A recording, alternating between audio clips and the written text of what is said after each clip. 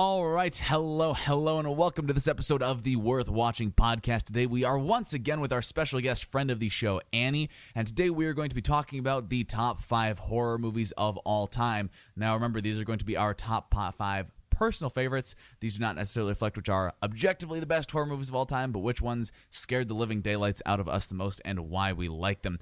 And remember, this podcast is audio only, so if you just want to sit back, listen to it, and click around in other tabs while you watch it, feel free to do that and have fun.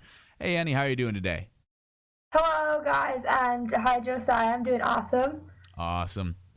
All right, so first, before we get into this whole thing of talking about our 5 favorite horror movies, I want to say something really quick about my list.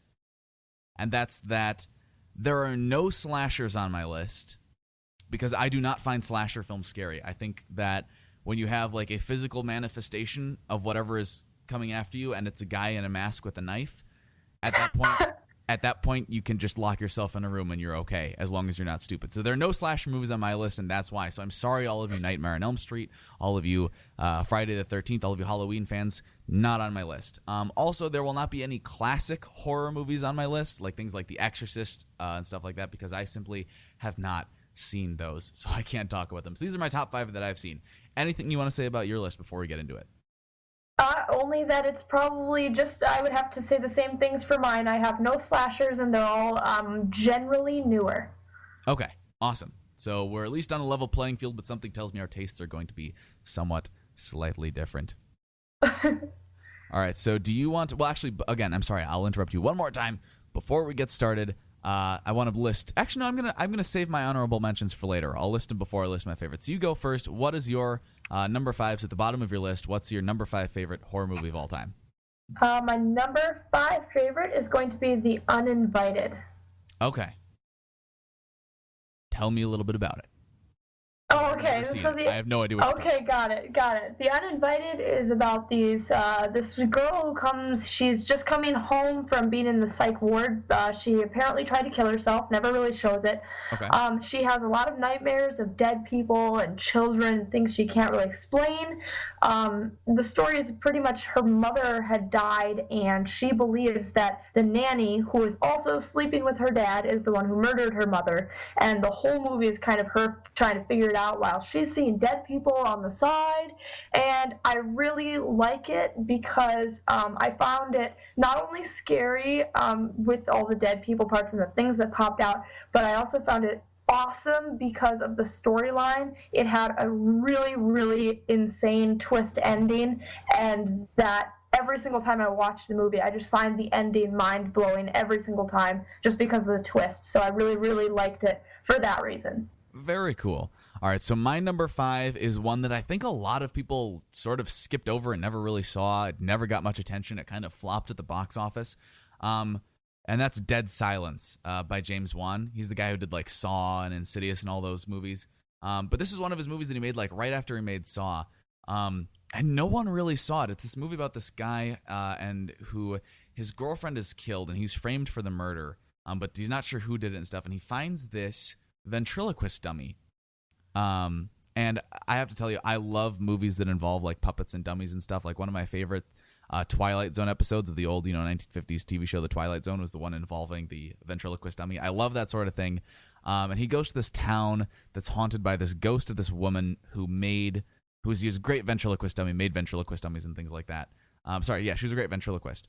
And it's the tone of the film is so well done. It's very stylized, very gothic horror sort of feel to it. It's fairly predictable and kind of cheesy, but it's still just the atmospheres it creates are so great. Again, visual style is excellent. It's very creepy, very eerie. And it's all around a really great time. It's something that harkens back really well to the old, like classic, don't go into the spooky house kind of horror movies that I love so much. So that one is number 5 on my list. What is your number 4? Number 4 for me is The Last House on the Left. Okay. I'm not quite sure. A lot of people don't consider it a horror movie because there's no like dead people in it. There's no supernatural anything. Now is this the old one or the remake? This is the remake. Okay. Sorry to disappoint everybody who likes the original better. I definitely like the remake. Maybe because I haven't seen the original, but I like this one a lot because it's very realistic. it's horror that, I'm sure there are people who can somewhat relate to, in the horror of, the bad guys and the horror people are, like real people. Right. So because of how realistic it is, I really, really like it. Very cool. All right. All right. So for my number 4, I am going to go with Mama.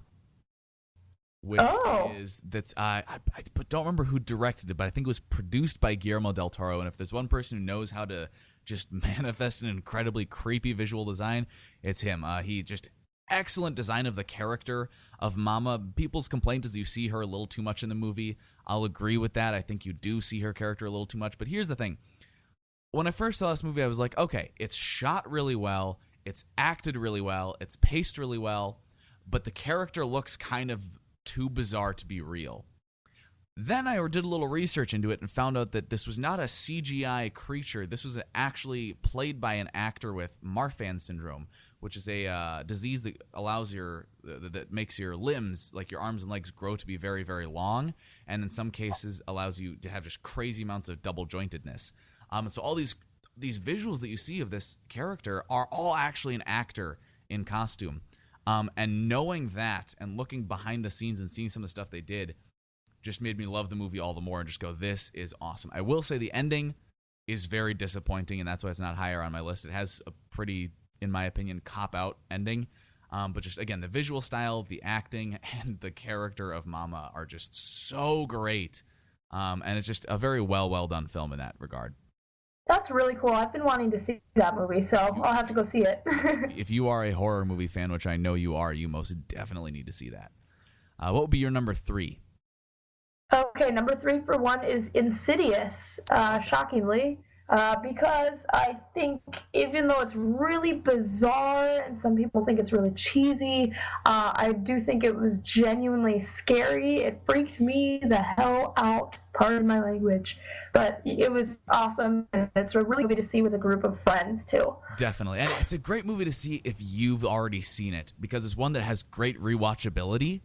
And then also then you'll know when the scares are coming, and so you can be just waiting for your friends to all jump out of their skin when stuff happens, and you can get some sadistic pleasure out of that. Yeah, I absolutely love Insidious as well. My number 3 is another one. This one's really recent. I think it came out 2 years ago, and that's Sinister. With Ethan Hawke. That's about it's about a guy who is a true crime novelist who writes about, crime, like real crimes and things like that. And as research for these things, he tends to move around into the town wherever this, horrific crime that he's writing about happened. So he can interview people who were, witnesses and things like that, and just get sort of a feel for it and write very atmospherically. However, here comes the cheesy plot point as he now moves into this house where this big family multiple murder happened. And that's when stuff starts getting weird and creepy, and he starts unraveling these different weird little things that started happening and stuff. And again, the movie is set up in such a way that if anyone else would have made it, it probably would have turned out really badly and just been just a cheeseball fest of awfulness. But it's done so elegantly and so well. And they even work some found footage type stuff in there in a way that's not annoying and is in fact really, really entertaining, and it works so well. That one holds, for me, being the movie that really disturbed me for probably the longest period of time after I saw it. Like there was at least a period of about a week and a half or 2 weeks after I watched that where I was just uncomfortable.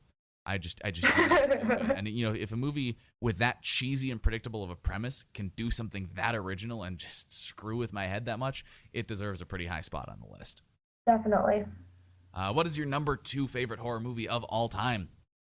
All right, my number 2 is going to make some people hate me, probably. It's Insidious 2, in fact, because I was better than the first one, which I'm so sorry to say it got really bad reviews. Most people did not like it at all. I don't think most people did not like it. I think people, I don't know. I read a lot of good reviews on it. A lot of really. Yeah, it's rated pretty close to the original on IMDb. I think the original's like a 6.8 and it's like a 6.3, so they're not that far off. Oh. Well, then I'm totally wrong. I guess it's just my friends who very much disliked it. Well, you have bad friends. You have bad friends. I guess so. They are not into horror movies. But the second one I loved so much because the first one had so many unexplainable things in it, I guess you could say, that you don't really think about much. They're just there to scare you, scary parts that made you jump, that freaked you out, and you didn't think much of them. But see, Insidious 2 came out, and all of a sudden, every single scene, to me, from the first movie that could not be explained was explained in the second movie. And that... Go ahead. It just explained everything in the first movie, and I liked the happy ending it had. Being a girl, I like happy endings even in horror movies. So that was really awesome, and it made me appreciate the storyline. Yeah, and actually that brings us to my number 2, which is I lumped them into one film, but Insidious 1 and 2. All right. I can feel free to talk about this with you now. Cool. I absolutely love them. I think they're really really one big film split up into two.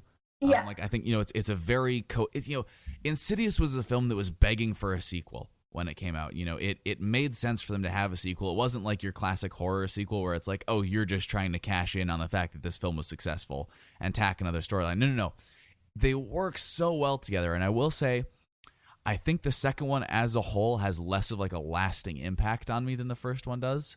Okay. But yet I think it's still just as scary in its own way. The main complaint I heard about it was that exactly what you liked about it was that it explains so much of the first movie, where people were like, oh, well, now the first movie's not as scary because they explained everything in it, which, because that's the thing is the scariest thing is what's unknown. We're all afraid of the unknown. Yeah.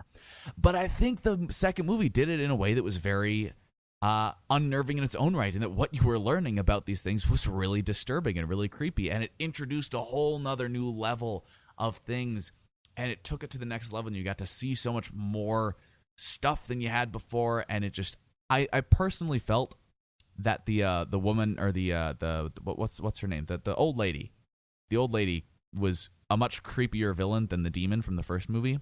Oh, definitely. And so I was really glad that the second movie focused on her, because I personally found her a lot scarier. I thought the demon just looked kind of like Darth Maul, or like some guy who just painted himself in a whole bunch of makeup.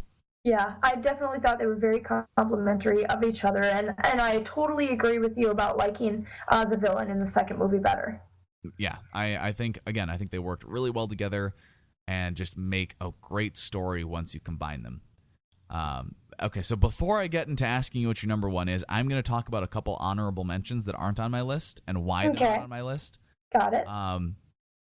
And then if you have any honorable mentions, feel free to mention them as well. Okay, I do. The first honorable mention I have is Psycho, because I love this movie. I'm talking about the original Alfred Hitchcock one, not that awful Gus Van Sant remake with Vince Vaughn. That's why. No, but yeah, it's an excellent film. So well done. Very creepy, very unnerving. The reason it's not on my list is because it's not really a horror movie. It's kind of more of a thriller. It's an Alfred Hitchcock film. It's its own genre. Okay. I'm sure I could have put it on the list, but I had some other ones I really wanted to talk about. So since it's not quite in, if I ever make like a top 5 best thrillers, it will be on there, because it's a great film.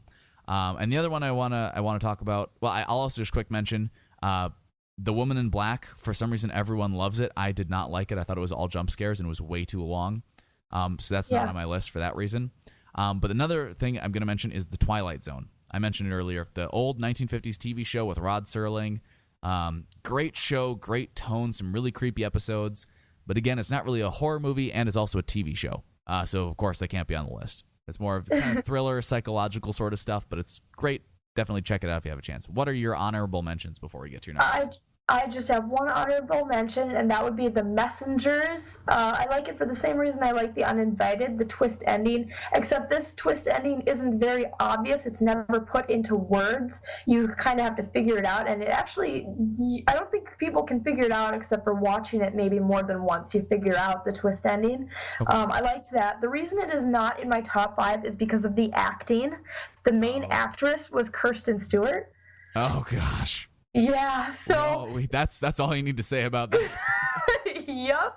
So it was a really fabulous movie. I truly loved it. It used to be one of my favorites. So besides the acting, it's an awesome one. Yeah. All right, so what would be your number 1 favorite horror movie of all time? My number 1, by far, without a doubt, is The Conjuring. Because it completely scared the living daylights out of me. When it comes to The Exorcism, I think it was realistic. I think the acting was great. I loved the storyline because I know it was a true story. So absolutely, by far my favorite. Yeah, I'm gonna give it away right now. My number one is also The Conjuring. So this is now going to turn into us discussing how awesome The Conjuring is, and we're probably gonna get into some spoiler territory. So if you haven't seen The Conjuring, why? And also watch it before you keep listening to this, unless you just don't care about plot twists. But anyways, yes, The Conjuring, it's amazing. I think it's two stories in one kind of way, and definitely just it beats all the others by far for me. And James Wan, this guy is just crazy with what he can do. I mean, it was not a large budget film. I think it was something like, I'm just going to throw a number out there, but I think it was like $15 million, which by Hollywood standards is tiny as far as the budget goes. And he made such a successful movie. I mean, this guy is, people complain that he's not an innovator. I think he is, because he takes a concept that's classic. It's a haunted house / exorcism curse movie. There are hundreds of those. And yet he makes a movie that's so successful that they moved it up from being a Halloween release to being a summer release. This thing came out in July because they were that sure that it was going to be successful. That never happens to horror movies. I mean, this guy made an excellent film. And visually, it's just stunning as well. Yep, I totally agree. Yeah, I mean, what would be, you could tell me, let's just talk about The Conjuring. Tell me something about it, whatever you want, because I want to talk about it now. All right. Well, not only was it scary, it freaked me out. Like I said before, I liked the two different stories in it, if you know what I'm talking about. The other story was a really simple story about a doll, and I think that was absolutely just as, scary also. But also, I like it was one of those movies that actually, I'm so embarrassed right now, it actually made me cry, because in the end, I guess I can't give away the ending, but it made me cry in the end. Very, very happy ending. Awesome family movie. I don't know. I could just go on and on about this movie. I really loved everything about it, truly. And I thought the thing that I thought it did well, that it did even better than Insidious did, was pacing. As far as what it showed you at what time, it built up the scares perfectly. Oh yeah. You start with the little stuff. Right, and you start with just the little stuff kind of moving. You never see too much. You hardly see any like actual things. You know what I mean? Like, you hardly see any demons or creatures. It's mostly just things happening and tones and noises and shadows moving. It's so elegantly done. And elegant, that's a really good word. Yeah, so terrifying. And did you know, so the movie's rated R, but there's no strong language. There's no real visual violence. It is rated R for frightening scenes. It's rated R because it's so scary that it's rated R. They just decided that it was too scary to rate it PG-13. Like, that says something is amazing about the film. Yeah. Yeah.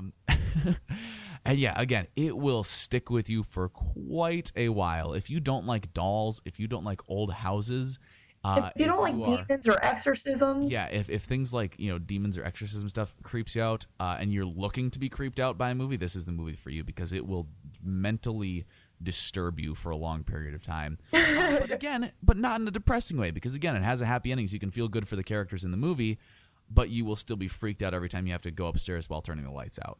Oh gosh, hide and clap. I will never be able to play hide and seek again after that. Oh, no. Nope. Yep, I still can't leave my closet open at night anymore because of that movie. Yeah, well, actually, because of I saw that movie and Insidious 2, which you remember also has a very terrifying closet scene in it, about like 3 weeks apart. And so after I saw The Conjuring, I was just like, yep, nope, I'm gonna just not ever open my closet doors again. Funny story. My closet doors are actually, they're not like latched. They have like those little metal bumps on top, that kind of just snap them shut.